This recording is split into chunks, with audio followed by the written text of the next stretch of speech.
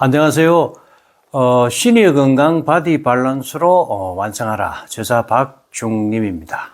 여러분들하고 제가 이렇게 영상을 통해서 인사를 드리게 된 것은 시니어가 노후에 우리가 이제 퇴직 기후, 퇴직 예정자부터 한 70대까지 시니어들이 반드시 필수적으로 해야 될 치료적 운동법을 홈 트레이닝을 통해서 훈련하고 치료할 수 있는 그러한 것들을 소개하고자 하는 시간을 영상을 통해서 가지고자 합니다.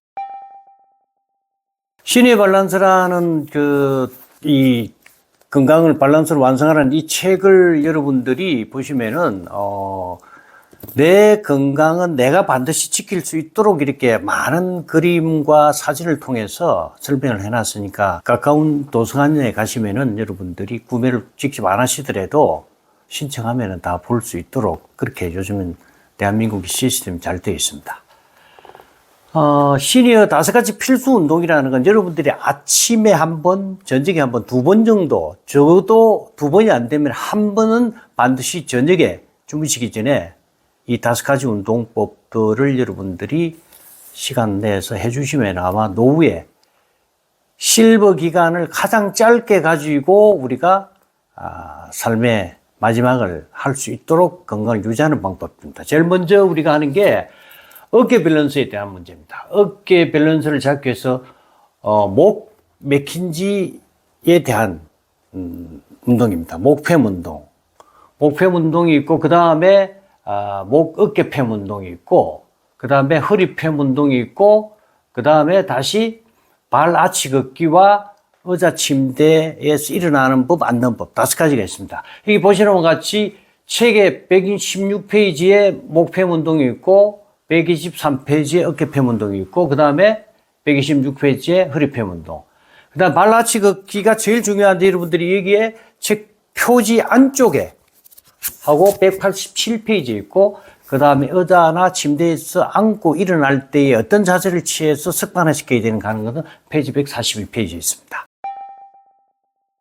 발 밸런스의 치료적 운동법이면서도 일상생활에서 습관화해야 되는 운동법입니다.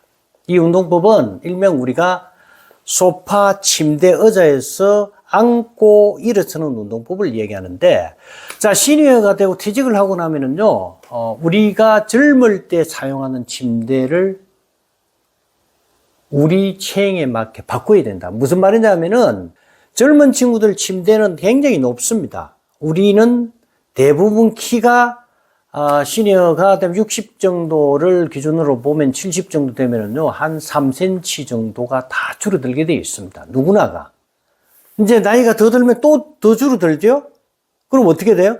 침대가 높아진다는 겁니다.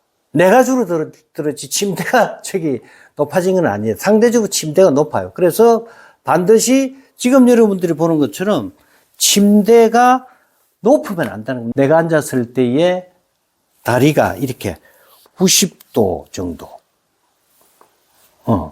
아니면 90도에서 플러스 마이너스 알파 조금 더 이렇게 조금 높아도 되고 조금 요 정도. 예. 침대가 낮아서 편하게 여러분들이 앉았다 이러는. 우리는 침대 높이나 소파 높이나 비슷하다고 보시면 되는 겁니다. 그죠? 여성분들이 집에서 낙상사고를 제일 많이 당하는 곳 중에 하나가 침대에 앉아서 있다가 미끄러져서 엉덩방아 찍을 때 낙상사고도 굉장히 많습니다. 그리고 침대 높이는 부부가 같이 있으면은 여성분들의 높이에 맞추어서 침대 높이를 낮춰야 되고요. 또 물론 여성이 키가 크고 남성이 키가 작으면은 제 같은 경우는 반대로 되어 있으니까 키 큰 사람보다 내 무릎에 맞추어서 내 앉는 자세에 맞추어서 침대 높이를 하여튼 무조건 낮춰야 된다는 게 목적입니다. 그래야 낙상 사고를 예방할 수 있고 또 우리가 안정적으로 척추, 골반, 발목을 잡을 수 있다는 겁니다. 어떻게? 자, 여러분들이 이렇게 앉았다가 소파에 앉던 침대에 앉아서 일어날 때 어떻게 일어난다? 똑같습니다. 어깨 넓이로 발을 벌리고 발가락 5개를 굽히고 손은 무릎에 가볍게 대고, 손을 무릎에 가볍게 댄다는 것은 여러분들이 앞으로 신호로 생각하시죠. 아, 내가 두 발가락을 정확하게 사용해서 동시에 일어나는 신호라고 생각하셔야 됩니다. 그래서 앉거나 설 때는 어떻게 된다? 아, 손이 무릎 쪽에 가 있을 수 있도록 여러분들이 마인드 컨트롤을 하셔야 됩니다. 자, 이렇게 해서 일어설 때 어떻게 일어선다? 발가락 5개 힘주고 두 손을 살짝 이러면서 이렇게 서는 겁니다. 그럼 앉을 때도 어떻게 하나요? 발가락 5개 힘주고 살짝 이렇게 앉는 겁니다. 지금 하는 이거를 생활 속에 습관화가 되어 있으면은 여러분들이 오랫동안 병원이 아닌 집에서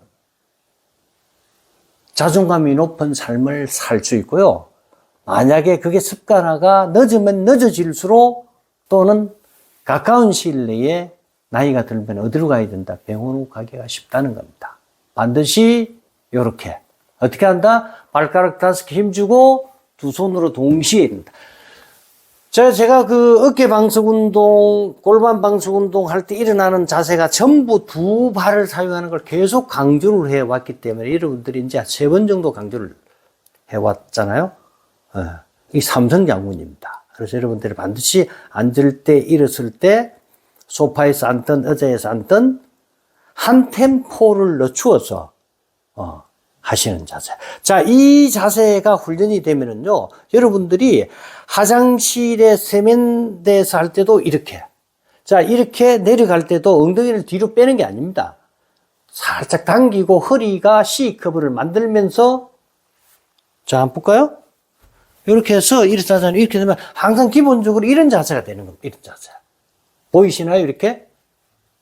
엉덩이가 살짝 올라가는 게 내려가면서도 C커브를 만들고 앉아서 일어서고 앉고.